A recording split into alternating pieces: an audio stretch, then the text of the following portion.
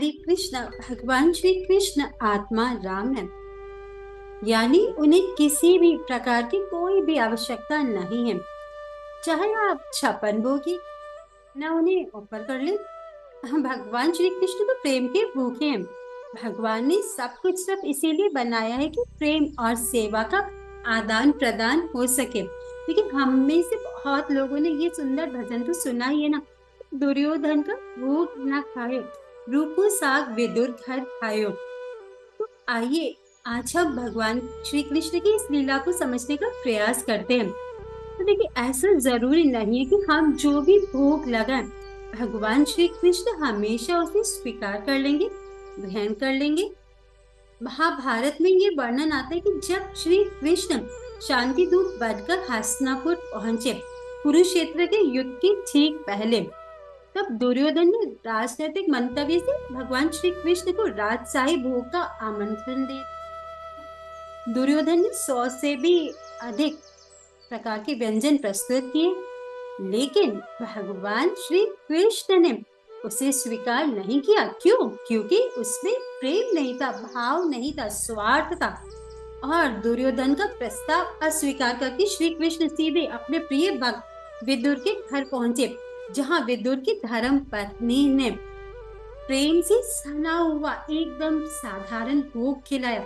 क्योंकि विदुर जी का गृहस्थ जीवन देखिए बहुत साधारण था, लेकिन भगवान श्री कृष्ण को उस भोग में बहुत ही आनंद मिला, क्योंकि उसमें प्रेम उमड़ रहा था।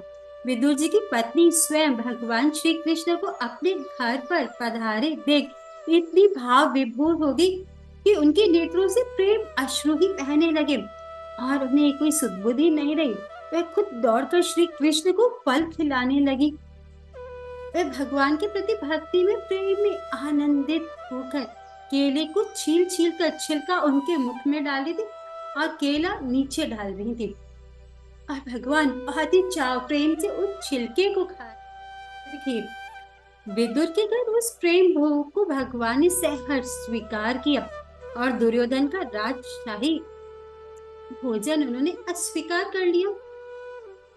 भगवान श्री कृष्ण की इस प्रेम में लीला से देखिए हमें ये स्पष्ट पता चलता है कि भगवान भोग के भूखे नहीं, भगवान उस भोग में छुपे प्रेम और सेवा भाव को स्वीकार करते हैं। भगवान का रंग रूप, सोशल स्टेटस, इन सब से कुछ लेना देना नहीं। वे अपने भक्तों की ऑफरिंग या भोग को स्वीकार करते हैं। श्री कृष्ण हमारे उस प्रयास को बढ़ाना चाहते हैं, जो केवल व्यंजन भोग तक सीमित नहीं है, बल्कि हमारे जीवन के हर क्षण में समा जाए कि मनुष्य जीवन का हर एक कीमती पल भगवान श्री कृष्ण को समर्पित है। केवल भोग ही नहीं, अपना मन, बुद्धि, शरीर सब कुछ भगवान श्री कृष्ण को अर्पण करना चाहिए। हमारा जीवन ही एक सुंदर प्रेम भोग बन जाए कृष्ण के लिए, ऐसी हम सबको प्रार्थना करनी चाहिए और हमारी जीवन शैली भी ऐसी होनी चाहिए। तो इस समर्पण की शुरुआत होती है कृष्ण के दिव्य नामों का जाप करके। हरे कृष्ण कृष्ण कृष्ण हरे हरे, हरे राम राम राम हरे हरे। जब जीव भगवान को समर्पित होती है तो बाकी सब इंद्रियां भी शुद्ध हो जाती हैं और हमारा जीवन एक सुंदर भोग बन जाता है भगवान की प्रसन्नता के लिए। साथ ही हमें भोग का वास्तविक मतलब भी समझना चाहिए कि कैसे हमारा जीवन इस प्रकार धर्म में, प्रेम में और भक्तिमय हो जाए कि हर क्षण हम भगवान को अपने मन, वाणी और कार्य से भोग अर्पण कर सके। सब कुछ उन्हीं की प्रसन्नता के लिए करें और स्वार्थ को त्याग कर निष्काम सेवा करें। तो चाहे आप कोई भी भोग क्यों ना चढ़ाएं, उसमें प्रेम जरूर मिला दीजिएगा, क्योंकि भगवान बस उसी प्रेम को ग्रहण करेंगे। तो उसका मेन इंग्रेडिएंट क्या होना चाहिए? बस प्रेम ही प्रेम, श्रद्धा, भाव। भाव के साथ आप भगवान श्री कृष्ण को कुछ भी दे दीजिए। पत्रम पुष्पम फलम, तो भगवान श्री कृष्ण तो कहते हैं कि मुझे यदि मेरा भक्त प्रेम से एक पत्र, एक पुष्प, एक फल देता है तो मैं उसे स्वीकार करता हूँ। भगवान आपके 56 भोग नहीं खाने के लिए बैठे हैं। भगवान तो उसमें यदि आपने प्रेम डाल दिया, भाव डाल दी, श्रद्धा डाल दी, तो भगवान उसे अवश्य अवश्य स्वीकार करेंगे। अब और अभी रिसेंटली एक हमारे भक्त हैं आईआईटी, उन्होंने रिसर्च भी की है कि भगवान को प्रसाद ऑफर की हुई जो थाली है और जिसपे आपने जो प्रसाद नहीं है, जो नॉर्मल भोजन है, उन दोनों में क्या फर्क है।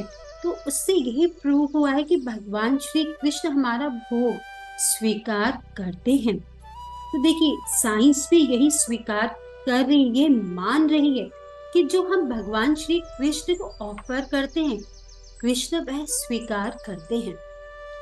तो यदि आप अपने घर पे भोग भगवान को ऑफर नहीं करते और प्रसाद ग्रहण नहीं करते, तो आज से ही आप भाग्यवान बनना चाहते हैं तो जरूर बनिए और आज से भगवान श्री कृष्ण को ऑफर कर कर प्रसादी ग्रहण करें। ना कि देखिए हम मनुष्य हैं, हम असुर नहीं है या हम जानवर नहीं है कि हम क्या खा रहे हैं। कई लोगों को हमने देखा था क्या खाते हैं, नॉन वेज खाते हैं। देखिए वह क्या है, जिंदा लाश, आपने किसी को भी मारा, उसे फ्रिज में रखा और उसे पकाया, पका पका के उसे खा रहे हैं, तो फिर आपकी प्रवृत्ति कैसी होगी, आप तो असुरी होंगे ना। तो लोग देखिए जो नॉनवेज खाते हैं आप उनको देख सकते हैं एक भक्त में, और जो नॉनवेज लेते हैं हमारे नेचर में हर चीज में हर फर्क आ जाता है। जैसा होगा अन्न वैसा होगा मन। यदि हम जानवरों को खाएंगे तो आप खुद ही डिसाइड कर लीजिए हम क्या बनेंगे। हरे कृष्ण।